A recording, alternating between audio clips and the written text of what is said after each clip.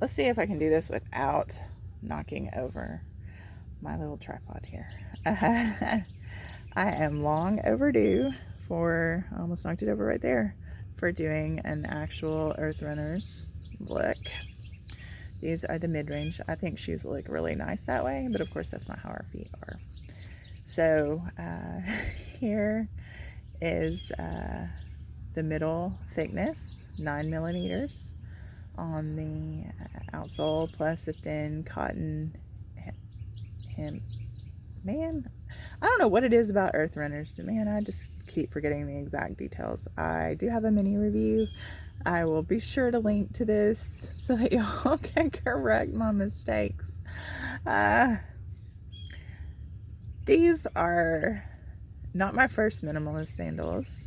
I started with another brand, but I decided I didn't like the aesthetics, and Earth Runners really have a nice look. So that drew me in pretty quickly. And they're really like easy to get, easy to work with. They will customize things for you if you ask them, being like, hey, I have a really high volume foot, I need a longer strap. They'll do that. I've even seen people say that they got different size shoes from Earth Runners, and that is one of the really great things about working with a small company that's producing their stuff in-house, is that they can flex like that. They can be like, oh, you need a 10 and a 9? Sure, no problem. You want 3 or 4 extra inches? Sure, no problem. I love that. So, and they're just really nice people.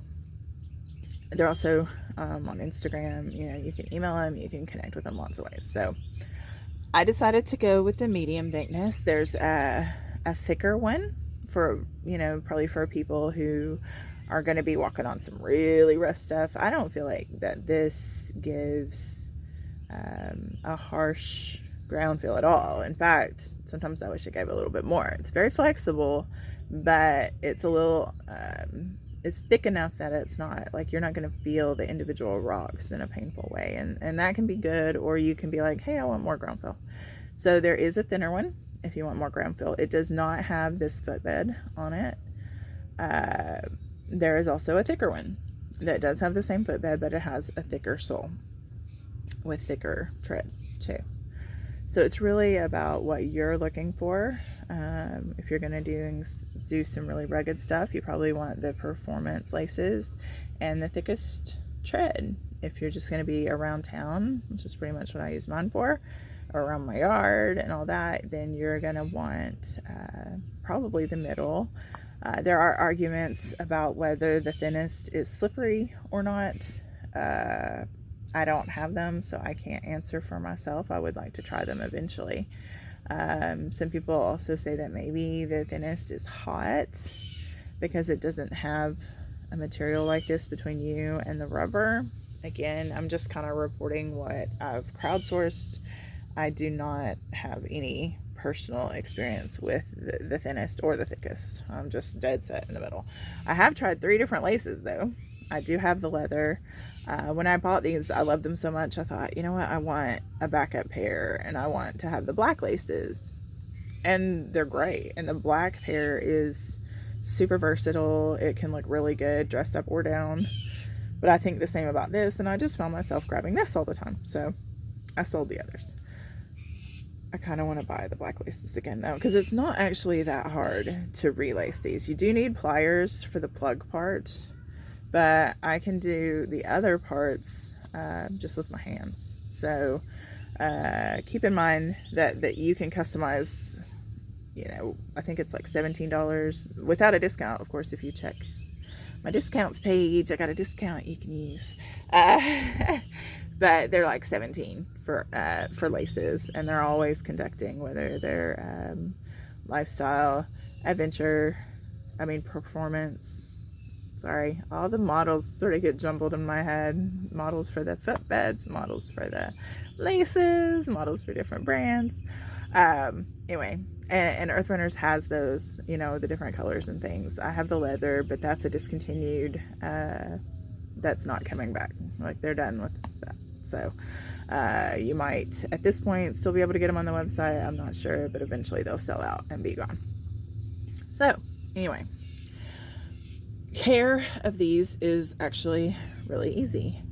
I have a lot of pairs of shoes I've been testing and stuff, so I haven't worn these as much as I was. You can, I don't know if it will come here on the video in the shadow up front, but my feet are very visible on these, but they're scrubbable, very easily scrubbable with just like some mild soap and a scrub brush. People take these from black to looking like new, so you will, it's starting to look a little shiny here where my toes and my forefoot rub more than anything else, and I guess it's a little bit back here too.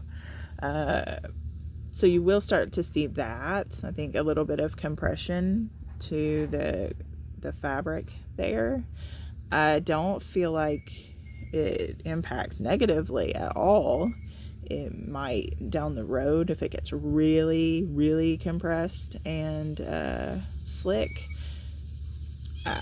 That's just a possibility, but these are really, I think, especially for barefoot shoes, affordably priced. So if you get several years out of them and you need to replace them, that's not a big deal. If you're using them a lot, you're going to wear down the tread too. So you're going to have to replace for safety anyway.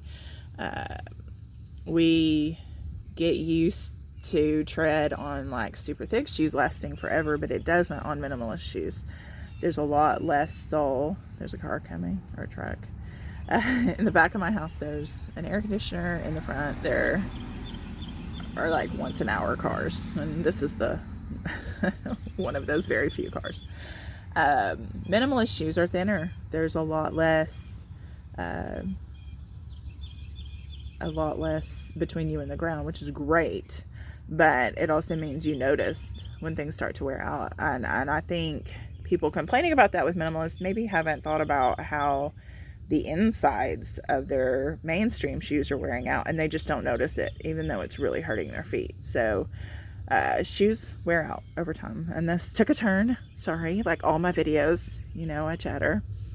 I really like the shape of Earth Runners in a sense that because it's not super shaped like other ones, it doesn't have a style shape so much as we want to, it just looks like, hey, we want to make sure your foot fits on this.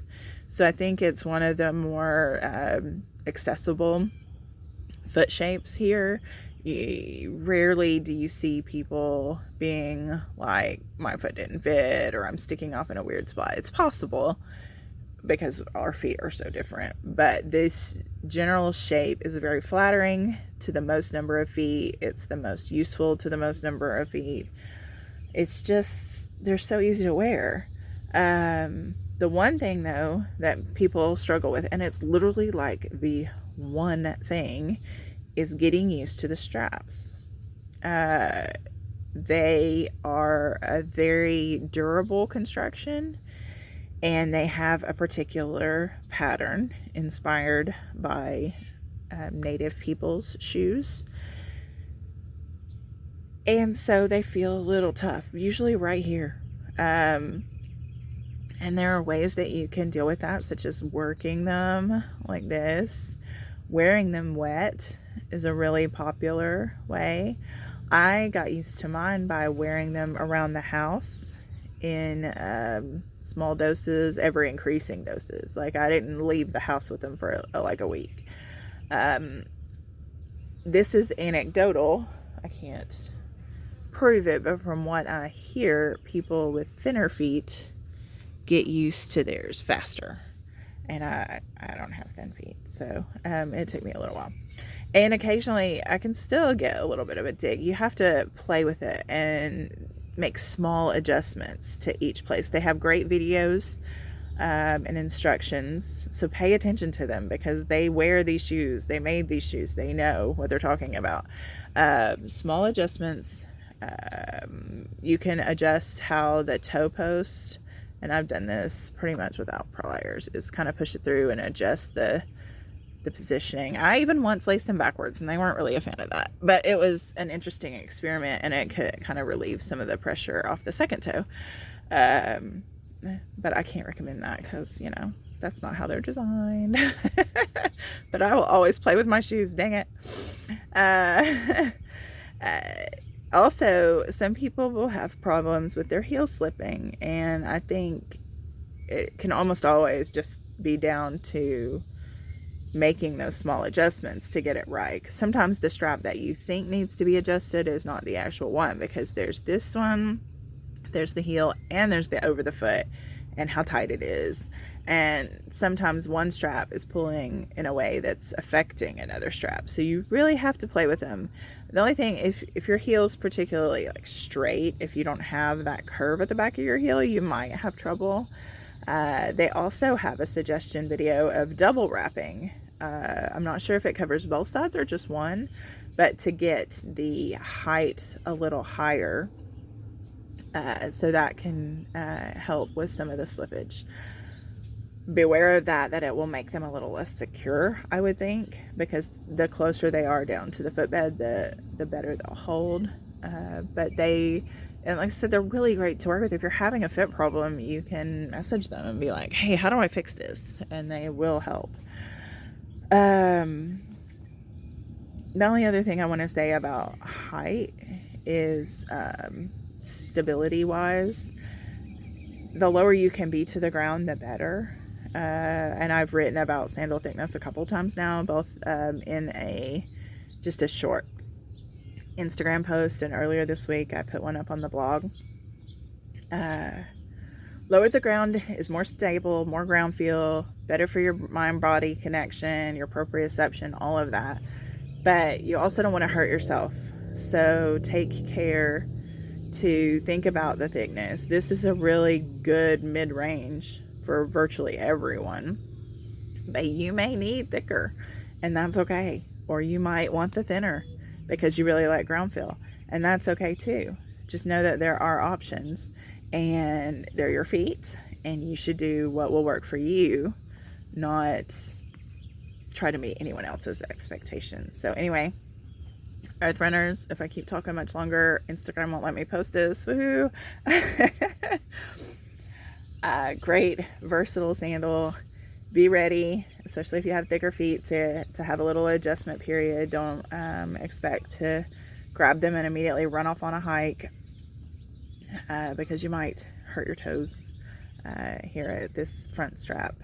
But they're worth the effort to get them adjusted because they look great, they feel great, they're very light, they're easy to wear, they work for dress, for not dress, for farm life, for city. They're super versatile, and I highly recommend. And if you want to get them, be sure to check my discount page for the link and code to get 10% off. Thank you.